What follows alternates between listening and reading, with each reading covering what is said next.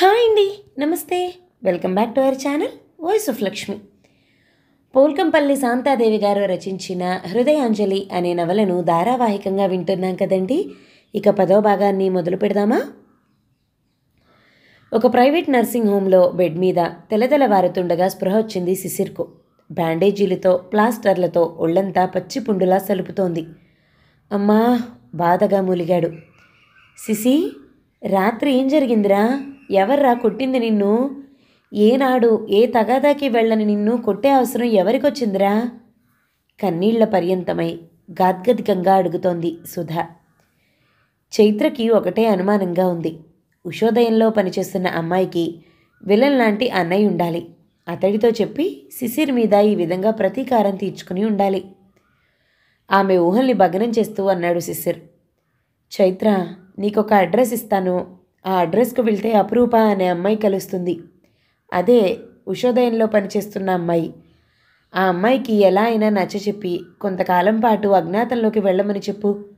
లేకపోతే ఆ దుర్మార్గులు ఆమెను కిడ్నాప్ చేసి చంపేస్తారని చెప్పు. చావడానికి ముందు ఆ దుర్మార్గుల చేతిలో అంతా పోగొట్టుకోవాల్సి వస్తుందని చెప్పు. ఆ అమ్మాయి పేరు అపురూప. రాత్రి ఏం జరిగిందో వివరంగా చెప్పందే నేను వెళ్ళి ఆ అమ్మాయిని కలవడం జరగదు, ఖచ్చితంగా చెప్పింది చైత్ర. అపురూప ఎవరో, ఆమెను చుట్టుముట్టబోతున్న ఆపద ఏమిటో చెప్పక తప్పలేదు శిశిర్కు. పుణ్యానికి పోతే పాపం ఎదురైందని దీన్నే అంటారు. ఆ అమ్మాయిని రక్షించపోయి నీ ప్రాణం మీదికి తెచ్చుకున్నావు. వాళ్ళు ఏట్లో పడి చేస్తారు. ఆ పిల్లను రక్షించిపోయి నా కడుపులో చిచ్చు పెట్టకు. ఇకపై ఆ పిల్ల విషయం పట్టించుకోనని నాకు మాటివ్వు అంది సుధ ఏడుస్తూనే. ఒక ఆడపిల్ల ఏమైపోయినా పర్వాలేదా మమ్మీ? ఆ పిల్లకి లేని భయం నీకెందుకురా? నిజమే, అపురూపకి భయం లేదు. ఆమెను ప్రోత్సహిస్తున్న ఎడిటర్కు భయం లేదు. మధ్యలో తను మాత్రం భయపడి చేస్తున్నాడు. తల్లిదండ్రుల నుండి సంక్రమించిన సజ్జనత్వం ఈ ప్రపంచంలో ఎంత దుర్మార్గముందో తెలియకుండా చేసింది. దుర్మార్గులంటే హడలిపోయేలా చేసింది. చిన్నప్పటి నుండి కొట్లాటలు పోట్లాటలు తెలియవు. చదువుతున్న రోజుల్లో తన చదువేమో తనేమో, చదువైపోయాక కంపెనీ వ్యవహారాలు చూసుకోవటం మొదలుపెట్టాక ఆఫీసేమో తనేమో. ఎప్పుడైనా తోచినప్పుడు క్లబ్కి మాత్రం వెళ్తూ ఉంటాడు. శరీరాన్ని ఆరోగ్యంగా యాక్టివ్గా ఉంచుకోవడానికి ఏవో చిన్న చిన్న ఎక్సర్సైజ్లు చేస్తూ ఉంటాడు, కానీ బాడీ బిల్డర్ కాదు. నలుగురొచ్చి మీద పడేసరికి చిత్తుగా తన్నులు తిన్నాడు. చెయ్యెత్తి వాళ్ళని ఒక్క దెబ్బ కూడా కొట్టలేకపోయాడు. దుర్మార్గం అంటే తెలీదు, దుర్మార్గం ఎలా ఎదుర్కోవాలో తెలీదు. చైత్ర కూడా ఒప్పుకోలేదు వెళ్ళి చెప్పటానికి. పత్రికలో ఆ న్యూస్ ప్రచురిస్తున్నప్పుడైనా తెలీదా పరిణామాలు ఎలా ఉంటాయో? నేను వెళ్ళి చెప్పడం దేనికి? మళ్ళీ చెప్తే మనల్ని పిచ్చివాళ్ల కింద జమ కట్టేస్తారు. దెబ్బల నొప్పికి జ్వరం కూడా వచ్చింది అతడికి. కలల అలల్లా ఏవేవో ఊహలు, కలవరింతలు. వారం రోజుల వరకు తను బెడ్ దిగడానికి వీల్లేదన్నాడు డాక్టర్. ఈ వారం రోజుల్లో ఏం ఉత్పాతం సంభవిస్తుందో, జీవితంలో మళ్ళీ అపురూపను చూస్తాడో లేదో. కనిపించినట్టే కనిపించి మాయమైపోతుందేమో తన చిన్ననాటి చెలి, కలల నెచ్చలి. వారం రోజుల పాటు బెడ్ మీద ఉండక తప్పింది కాదు శిశిర్కి. ఈ లోపల పత్రికలు తెప్పించి చూడటం మర్చిపోలేదు, ముఖ్యంగా ఉషోదయం. అపురూప తీసిన ఫోటోలు పత్రికలో వచ్చాయి. దానికి సంబంధించిన న్యూస్తో పాటు సంచలనం కాదు, పెద్ద దుమారమే చెలరేగింది. ఉషోదయం న్యూస్ ఆధారంగా పోలీసులు జరిపిన దాడిలో విద్యావతి దొరికింది. పెద్ద పర్వతంలా పడి ఉన్న రైస్ మిల్ వరి ఊక కింద శవంగా. దారుణమైన మానభంగానికి గురై హత్యకు గురైంది. పోస్టుమార్టం రిపోర్ట్ ఎలాంటి వారిని కంటతడి పెట్టించేట్టుగా ఉంది. చావటానికి ముందు ఆమె చాలా చిత్రహింసకు గురైంది. పోలీసులు దోషుల్ని కస్టడీలోకి తీసుకున్నారు. అయితే వాళ్ళు మామూలు మనుషులు కాదు, సమాజంలో పరపతి ఉన్నవాళ్ళు. వాళ్ళ బంధువులు ప్రభుత్వంలో పెద్ద పెద్ద హోదాల్లో ఉన్నవాళ్ళు. అందులో ఒకడు సెంట్రల్ మినిస్టర్కు స్వయంగా తమ్ముడు. బెయిల్ మీద విడుదల కావడానికి గంట కూడా పట్టలేదు. రచ్చకెక్కిన విషయం రాజకీయమైపోయింది. దోషులను అపర కీచకుల్లా అభివర్ణిస్తూ వాళ్లకు సరైన దండన విధింపబడాలని ప్రతిపక్షం గోల పెడితే, ఇదంతా అధికార పక్షాన్ని అప్రతిష్టపాలు చేయటానికి పన్నిన పన్నాగంగా, అల్లిన కథలుగా కొట్టివేసింది అధికారపక్షం. పరస్పర విమర్శనాస్త్రాలు సాగుతూ ఉండగానే కొన్ని మహిళా సంఘాలు కొంగు బిగించి రంగంలోకి దిగాయి.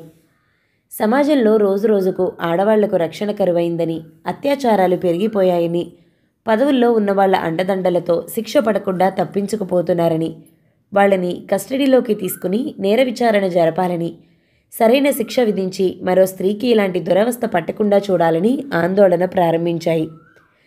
బ్యానర్లతో, అట్టలతో ఊరేగింపు చేసి గవర్నర్కు, ముఖ్యమంత్రికి మెమొరాండం సమర్పించాయి. పరంజ్యోతి కోరుకున్నది అదే. అంతా అతడు అనుకున్నట్టుగానే సజావుగా సాగిపోతుంది.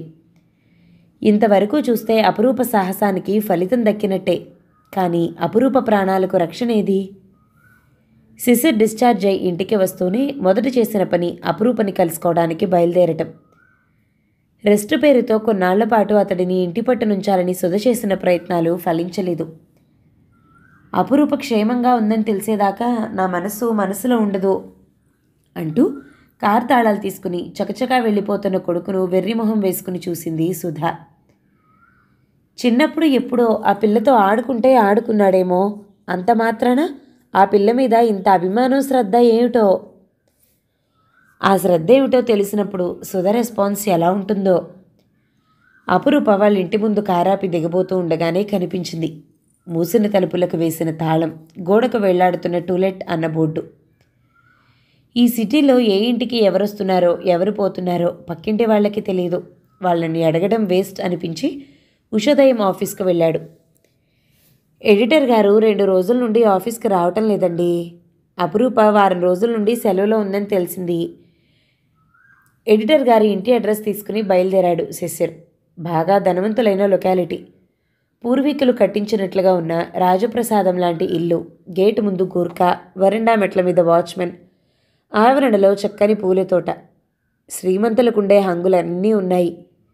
ఎంతో నిరాడంబరంగా, నిజాయితీగా కనిపించే పరంజ్యోతి గారి వెనుక ఇంతటి ఐశ్వర్యం ఉందంటే ఎవరికీ నమ్మశక్యం కాదు. విజిటింగ్ కార్డ్ లోపలికి పంపాక పరంజ్యోతి గారు రమ్మని కబురు చేశాక కానీ గూర్ఖా అతడిని లోపలికి వదల్లేదు. నౌకర్ వెంట ఉండి 2వ అంతస్తులో ఉన్న ఆయన గదికి తీసుకెళ్లాడు. పరంజ్యోతి వాడిన ముఖంతో బెడ్ మీద పడుకుని ఉన్నాడు. ఆయన నుదుటి మీద, మాడు మీద ప్లాస్టర్లు వేసి ఉన్నాయి.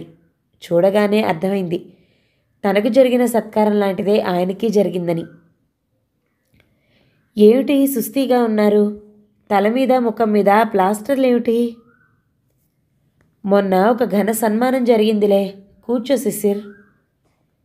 ఏ సందర్భంలో జరిగిందో చెప్పలేదు? సందర్భం నీకు తెలిసిందే. విద్యావతి గురించి సీరియల్ మా పత్రికలో వస్తుంది కదా, దానికన్నమాట సన్మానం. ధైర్యవంతులకి తప్పలేదన్నమాట దెబ్బల సన్మానం. మరి మీ కవచాలేమయ్యాయో? కవచాలున్నందువల్లే సాక్షాత్తు యమకింకరుల్లాంటి మనుషుల చేతుల్లో నుంచి ప్రాణాలతో బయటపడ్డాను. అపురూప గురించి అడగటానికి భయం వేసింది. ఏ వినాల్సి వస్తుందోనని. ఎలా జరిగింది ఇది? మా పత్రికలో వస్తున్న విద్యావతి యథార్థగాథ ఆపేయమని, ఆపేయకపోతే జీవితంలో మరిచిపోలేని గుణపాఠం చెప్తామని ఫోన్లో బెదిరింపులు వస్తూనే ఉన్నాయి. ఆపేయలేదు సరికదా, మొన్న అపురూప తీసిన ఫోటోలు పత్రికలో వచ్చాయి. ఒక బాంబు పేలినట్టయింది. మేమిచ్చిన ఇన్ఫర్మేషన్ ఆధారంగా పోలీసులు విద్యావతిని కనుక్కున్నారు. కానీ అప్పటికే ఆమె ప్రాణాల్ని హరించారు ఆ దుర్మార్గులు. వాళ్లకు పొలిటికల్ సపోర్ట్ ఉంది. అరెస్ట్ అయిన గంటకే విడుదలయ్యారు. వస్తూనే నాకు ఈ సన్మానం చేశారు. పత్రికా ఆఫీస్ నుండి ఇంటికి వస్తూ ఉండగా అటాక్ చేశారు. నా దగ్గర లైసెన్స్డ్ రివాల్వర్ ఉంది, కానీ గుళ్ళుంచను ఎప్పుడు. గుళ్ళు లేని రివాల్వర్ను చూపి బెదిరించడంతో పారిపోయారు. నా దగ్గర ఆయుధం ఉంటుందని ఊహించలేదు వాళ్ళు. కత్తులతో పని జరిగిపోతుందని మీద పడ్డారు. హఠాత్తుగా నా చేతిలో రివాల్వర్ చూసి ఒకటే పరుగు. 5-6 కుట్లు పడ్డాయి తల మీద. కత్తి మరీ లోతుగా దిగితే మరి మాట్లాడేందుకు నేనుండేవాడిని కాదు. మా లక్ష్మీ ప్రసన్న కుమారి మొహాన ఇంకా కొన్నాళ్ళు బొట్టు పెట్టుకోవాల్సి ఉందేమో. కత్తి పైపైన పడింది. అపురూపను చూమంతర్ చేసేశాను. అంటే 1-2 నెలల పాటు ఎవ్వరికీ కనిపించదు. ఇందాక వాళ్ళ ఇంటికి వెళ్ళాను. టూలెట్ బోర్డు ఉంది. అవును, ఇల్లు మార్పించాను. వాళ్ళ ఫ్యామిలీ సేఫ్ కూడా చూడాలి కదా. మొన్న నేను ఇదే చెప్తే పిరికివాణ్ణని హేళన చేశారే. పైన డేగ తిరుగుతున్నప్పుడు కోడి తన పిల్లలను బయట వదిలేదు కదా. అమ్మయ్య, ఇప్పటికైనా ఒప్పుకున్నారు పైన డేగలు తిరుగుతున్నాయని, అపురూప కోడి పిల్ల లాంటిదని. సమయాసమయ విచక్షణ నాకుంది శిశిర్. నిజానికి అపురూప పులిపిల్ల లాంటిదే, కానీ అనువుగాని చోట అధికుల మనరాదు కదా. నా పత్రికలో పనిచేసే స్టాఫ్ యోగక్షేమాలు నావిగానే చూసుకుంటాను. అపురూప అంటే ఒక రవ్వ అభిమానం ఎక్కువే నాకు.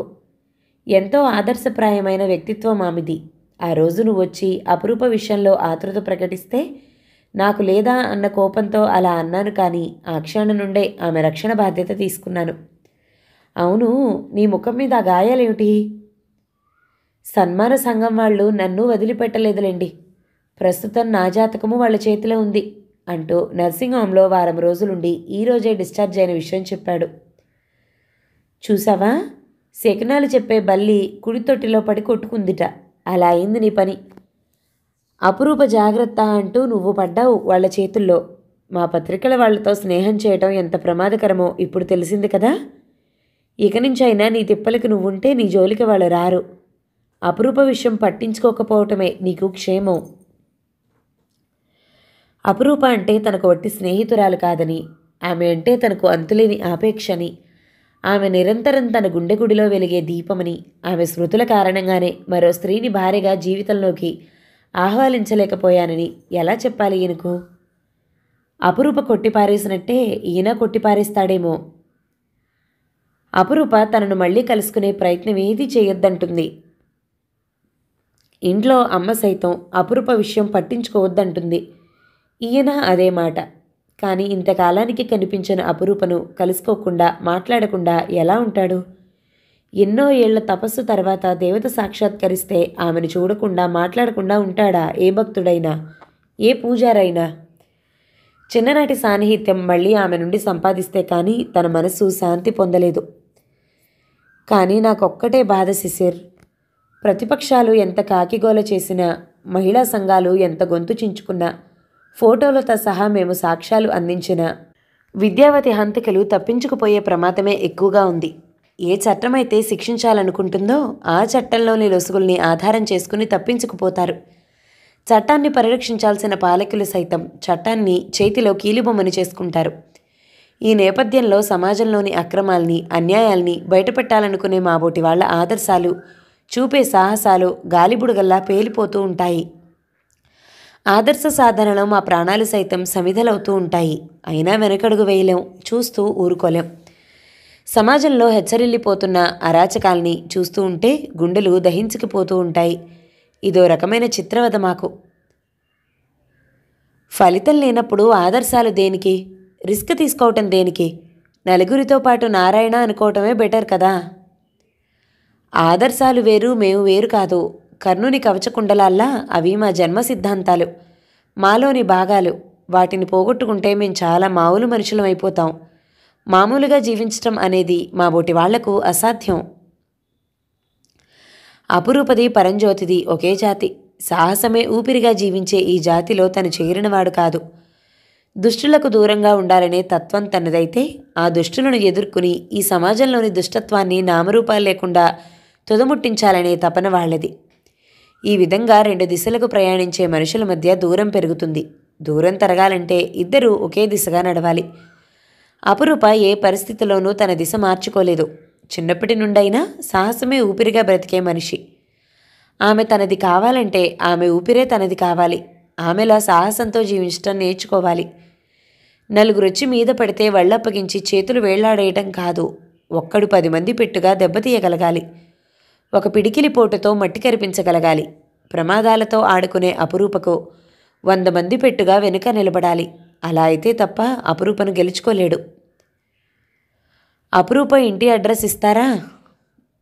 నాకు అంత బాగా తెలీదు, కానీ ఆమెను నువ్వు తప్పనిసరిగా కలుసుకోవాలంటే ఒక అడ్రస్ ఇవ్వగలను. ఇవ్వండి. ఎక్స్ రోడ్ నుండి కుడివైపు వెళ్తుంటే కరాటే, జూడో శిక్షణాలయం ఒకటి కనిపిస్తుంది. అక్కడికి వస్తుంది అపురూప. సాయంత్రం 4 గంటలకు అక్కడ ట్రై చెయ్యి. Thank you sir. సాయంత్రం 4 గంటలకి ఓ 10 నిమిషాల ముందుగానే కరాటే, జూడో శిక్షణాలయానికి కొంచెం దూరంలో కారాపి దిగి అక్కడున్న ఒక రెస్టారెంట్లో టీకి ఆర్డర్ ఇచ్చి కూర్చున్నాడు. అక్కడ శిక్షణాలయం గేటు స్పష్టంగా కనిపిస్తుంది. 4 అయింది. 4:30 కూడా అయిపోయింది. రెండోసారి టీకి ఆర్డర్ ఇచ్చాడు. ఓ గంట తర్వాత లేచి బయటకు వచ్చేశాడు. మరో రోజు ఉదయమే పరంజ్యోతిని కలిశాడు శిశిర్. నిన్న మీరు చెప్పిన అడ్రస్కి అపురూప రాలేదు. ఎందుకు రాలేదో మీకేమైనా తెలుసా? ఎందుకు రాలేదు? వచ్చింది సరిగ్గా 4:05కి. నేను బాగా చూశాను. ఈరోజు మళ్ళీ చూడు. ఈరోజు నిన్న చేసిన పొరపాటు చేయలేదు. రెస్టారెంట్లో కూర్చోలేదు. రోడ్డు పక్కన కారాపుకుని 5 గంటల వరకు చూసి కదిలాడు. ఇంటికి వచ్చి పరంజ్యోతికి ఫోన్ చేశాడు. అపురూప కరాటే శిక్షణాలయానికి వచ్చిందా? వచ్చింది. మారువేషంలో ఉందా కొంపతీసి? మారువేషం కాదు కానీ ఒక విధంగా అంతే. సరిగ్గా చెప్పండి సార్. ఇది నీ స్నేహానికి పరీక్ష. నువ్వే కనుక్కోవాలి. ఆమెగా కనిపించదు. అంత మాత్రం క్లూ ఇవ్వగలను. ఆమెగా కనిపించదంటే శిశిర్కి జుట్టు పీక్కోవాలనిపించింది. ఇదేదో సహస్ర శిరచ్ఛేద అపూర్వ చింతామణి వేసే ప్రశ్నలా ఉంది. ఇది విప్పాలంటే తను 7 సముద్రాలు దాటాలి కాబోలు. మరునాడు సరిగ్గా 4 గంటలకి 5 నిమిషాల ముందుగా వెళ్ళి రోడ్డు వారి కారు పార్క్ చేసి నిరీక్షణ సాగించాడు. నిన్న మొన్న చూసిన ముఖాలే లోపలికెళ్తున్నాయి. ఎంత రెప్పవాల్చకుండా చూసినా అపురూప మాత్రం కనిపించలేదు. నామతి మండా, ఆమెగా కనిపించదని చెప్పాడు కదా, ఇంకెలా కనిపిస్తుంది? నిండా బుర్కా వేసుకున్న ఒక ముస్లిం స్త్రీ ఆటో దిగి ఆటోకి డబ్బులిచ్చి కదలబోతుంటే మెరుపులా తట్టింది.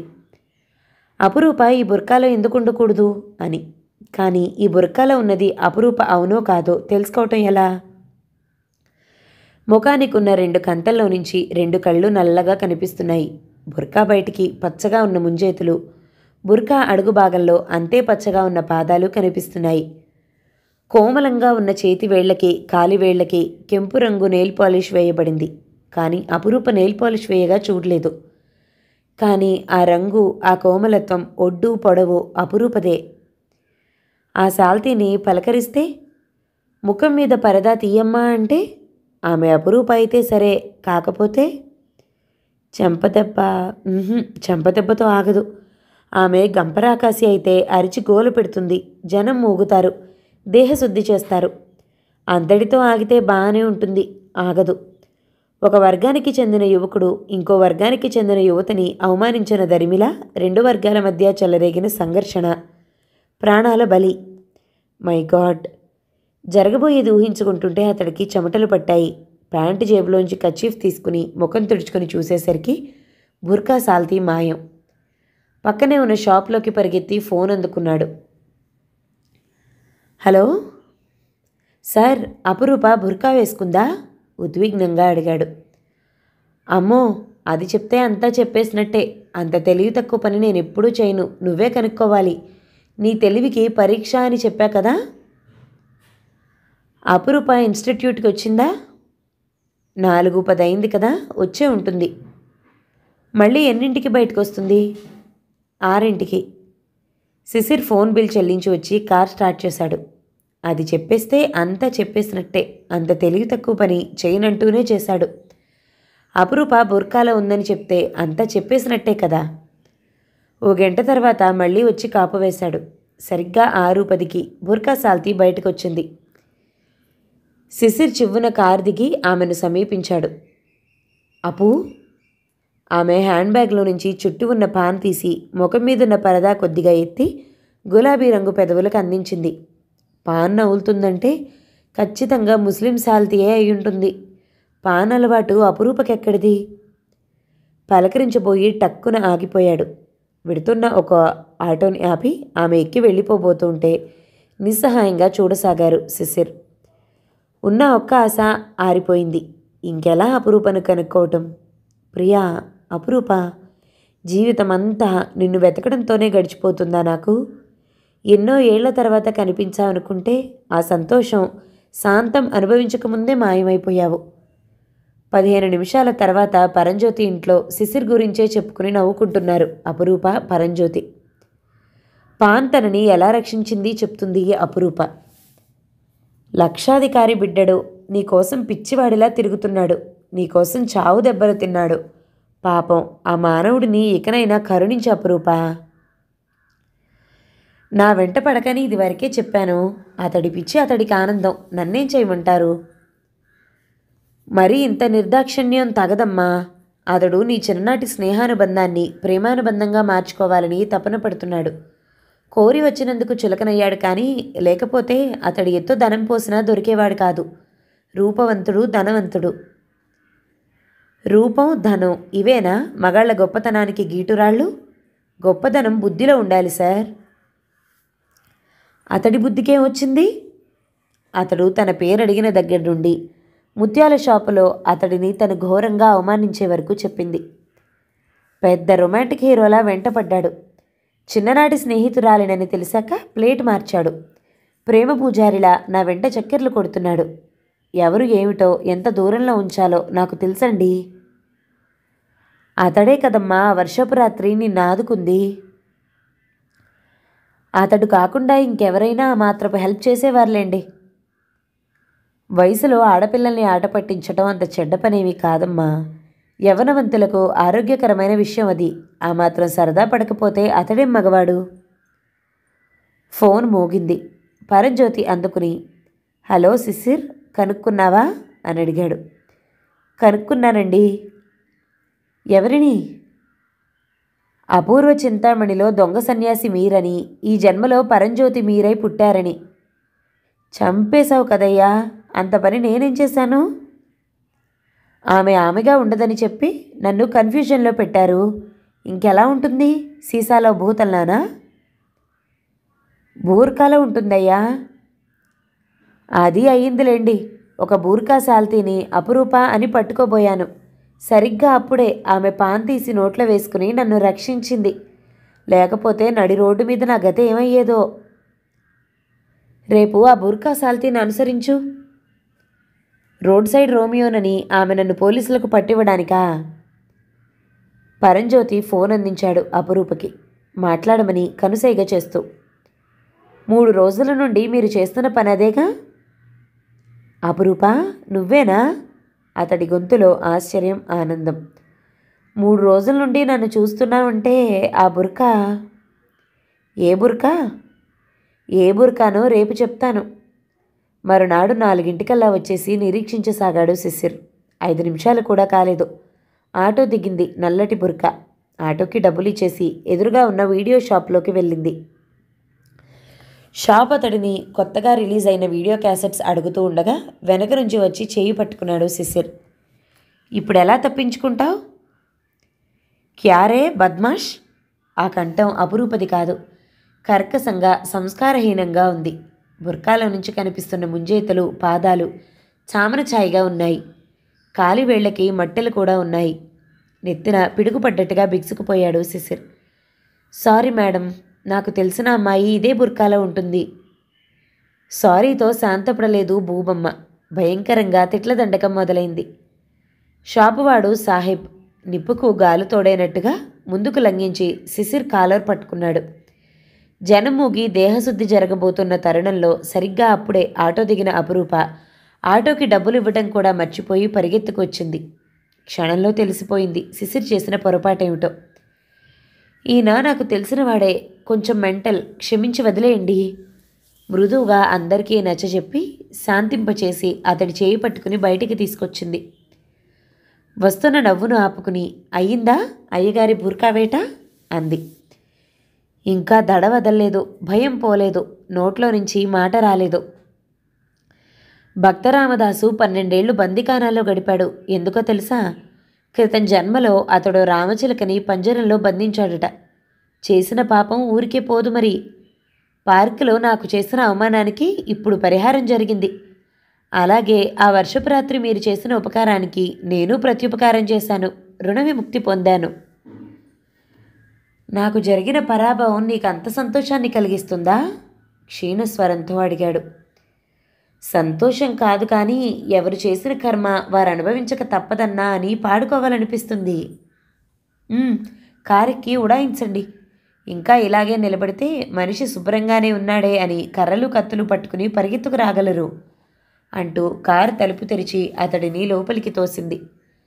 అతడింకా తేరుకోకముందే బై బై అని చెప్పి వెళ్ళిపోయింది అపురూప. ఇది నువ్వు వస్తే ఇమ్మని ఇచ్చి వెళ్ళాడు శిశిర్ అంటూ ఒక కవర్ అందించాడు పరంజ్యోతి. చించి చదవసాగింది అపురూప. ప్రేమలేఖ కావోసు, ఏకాంతంలో చదువుకుంటే చాలా మధురంగా ఉంటుంది తమాషాగా అన్నాడు. చదవటం ఆపలేదు అపురూప. సఖీ అపురూప, ఇదేమిటో ప్రబంధాలలో సంబోధనలా ఉందనుకుంటున్నావా? ప్రేమలో పడ్డవాళ్ళకి ప్రతిదీ కవితామయంగా సౌందర్యలహరిలా కనిపిస్తుందేమో. మంచు బిందువులను చూసినా మల్లెపువ్వుల్ని చూసినా చెలి ఊహలే చుట్టుముడతాయి. ప్రేమలో పడ్డవాళ్ల ఊహలు నేల మీద ఉండవన్న వాస్తవం నాకిప్పుడు తెలుస్తుంది. ఈ రాగోదయం ఈనాటిది కాదు, 14 ఏళ్ల నాటిది. 14 ఏళ్ల నాడు మన తొలి పరిచయ ఘట్టం నాకిప్పటికీ గుర్తే. వేసవి సెలవులలో మా అమ్మమ్మగారింటికి వచ్చాం. అమ్మమ్మగారింటికి రావటం అంటే నాకెంత బోరో. ఆడుకోవటానికి ఎవ్వరూ ఉండరు. ఆ రోజు మరీ బోర్ కొట్టి గేట్ దగ్గరికి వచ్చి నిలబడ్డాను. నువ్వు నీ స్నేహితులతో ఆడుకుంటున్నావు. పొట్టిగా 2 జడలు లంగా జాకెట్లో బుట్టబొమ్మలా ఉన్నావు. మీ నానమ్మగారు చూశారు. మాణిక్యమ్మగారి మనవడివా అని పలకరించి, పాపం వీణ్ణి ఆడించుకోండే అని రికమెండ్ చేశారు. మొట్టమొదట దొంగ అయితే కానీ ఆడించుకోనని చెప్పావు నువ్వు. నీ మిత్ర బృందానికి నువ్వే దళపతివాయే. అలా దొంగగా మీ స్నేహ బృందంలోకి ప్రవేశం దొరికింది. అంతే. నాకిక సెలవులు ఎలా గడిచిపోయాయో తెలీదు. మళ్ళీ సెలవులు ఎప్పుడు ఇస్తారా, అమ్మమ్మగారింటికి ఎప్పుడు వెళతానా అని రోజులు లెక్క పెట్టుకుంటూనే ఉండేవాణ్ణి. చిన్ననాడు మసలిన ప్రదేశాలు, చేసిన స్నేహాలు, ఆడుకున్న ఆటలు, ప్రదర్శించిన సాహసాలు మనసులో చెదరని ముద్ర పడతాయి. పెద్దయ్యాక అవి అపురూపమైన స్మృతులుగా మిగులుతాయి. ముఖ్యంగా నీతో గడిపిన ప్రతి క్షణాన్ని ఒక సజీవ స్మృతిగా నా గుండెలో పాలరాతి మందిరంగా నిర్మింపచేశాను. మీ ఊరి జమీందారు గారి బంగళా, జమీందారు గారి తోట మధ్యలో మనం ఈత కొట్టిన బావి నా కళ్ళ ముందు ఎప్పుడూ సినిమా రీలులా తిరుగుతూ ఉంటాయి. నీలాకాశంలో రాత్రి మెరిసిన నక్షత్రాలు రాలిపడ్డట్టుగా తెల్లారేసరికి చెట్టు నిండా పూసే పొగడపూలు, మంచు ముక్కలా నేల మీద రాలిపడే పారిజాతాలు, అవి వెదజల్లే సున్నితమైన పరిమళాలు, నీ పెదవుల రంగుతో పోటీపడే పారిజాతాల కాడలు నాకిప్పటికీ గుర్తే. రాలిన పువ్వుల్ని ఏరి దండగుచ్చటంలో నీకు నేను సహాయపడేవాణ్ణి. అప్రూప అప్రూప అంటూ వెంట వెంట తిరిగే నీ చెలికాడిని ఎలా మర్చిపోయావు అప్రూప? నీ చెలికాడు నలుగురిలో పరాభవం పాలైతే ఆనందించటం మరీ దారుణమైన విషయం కదూ. నా పట్ల మరీ ఇంత రాక్షసి ఎప్పుడైపోయావు? నేను చేసిన నేరం ఏమిటి? నా పరాభవం చూసి నువ్వు నవ్విన నవ్వు, చేసిన వ్యాఖ్య నన్ను చాలా గాయపరిచాయి. నువ్వు నన్ను గాయపరిచినా నీ మీద ఇష్టాన్ని చంపుకోలేని బలహీనుణ్ణి. వ్యక్తిగతంగా నీకు నా మీద ఏ కోపం లేకపోతే రేపు సాయంత్రం బిర్లా మందిర్కి రా. అక్కడ మనసు విప్పి మాట్లాడుకుందాం. అదే మన చివరి కలయిక అయినా సరే. ఇట్లు నీ శిశిర్. చదివి మడిచింది కాగితాన్ని అపురూప. ఏమంటున్నాడు నీ ప్రేమ పూజారి? చదవండి అంటూ ఇచ్చింది అపురూప. ప్రేమలేఖేమో ఎవరికి పడితే వాళ్ళకి ఇవ్వొచ్చా? చదవడానికి సంశయిస్తూ అన్నాడు పరంజ్యోతి. ప్రేమలేఖ కాదు, పైత్యపు లేఖ. అయితే చదువుతాను. నిజంగా పైత్యమే అయితే అల్లపు రసం తయారు చేసి ముక్కు పట్టి మరీ మింగిస్తానతడికి అని చదవసాగాడు. చదవడం ముగించి ఏదో గుండెగుడి అంటున్నాడు. ఒకసారి తొంగి చూస్తే నీ సొమ్మేం పోతుంది అన్నాడు. గుండెగుడో రాకాసిగుడో చూడాల్సిన అవసరం నాకేం లేదు సార్.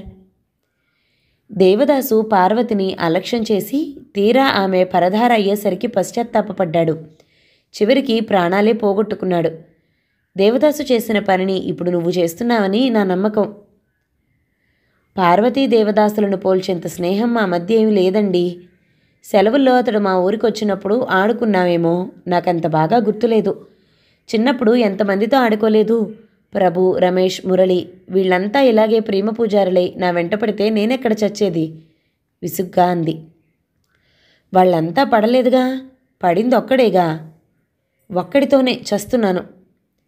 నేనొక మాట చెప్తాను, వింటావా? చెప్పండి. అతడి ప్రేమను నువ్వు అంగీకరించలేకపోయినా పర్వాలేదు. అతడి స్నేహాన్ని మాత్రం తిరస్కరించక అపురూప. అతడిని గాయపరచుకో.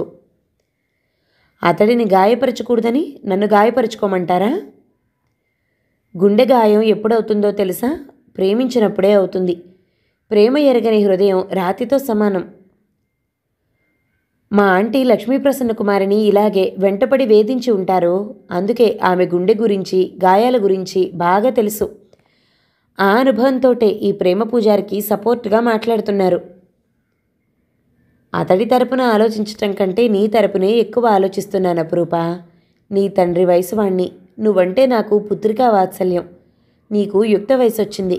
రేపో మాపో పెళ్లి పల్లకిలో ఊరేగిపోవలసిందానివి. అదృష్టవశాత్తు పెళ్లి పల్లకే నీ ముందుకొచ్చింది. పల్లకిలో నుంచి వరుడు ఆర్తిగా నీకోసం చెయ్యి చాచి పిలుస్తున్నాడు. సంశయించక అతడి చేయి అందుకున్నావా? పెళ్లి పల్లకి పూల పల్లకి అవుతుంది. అతడి సాహచర్యంలో నీ జీవితం సౌభాగ్యవంతమవుతుంది. అతడు కావాలని నేను గాఢంగా అనుకున్నప్పుడు అలాగే అతడి చేయి అందుకుంటానండి. అంతవరకు అతడు సహనంతో నిరీక్షించగలిగితే. 10వ భాగం సమాప్తం. మిగతా నవలని తర్వాతి భాగాల్లో విందామండి. నవల మీకు నచ్చినట్లయితే లైక్ చేయండి, షేర్ చేయండి, మంచి కామెంట్ చేయండి. మన ఛానల్ని తప్పకుండా సబ్స్క్రైబ్ చేయండి. Thank you so much for watching. నమస్తే.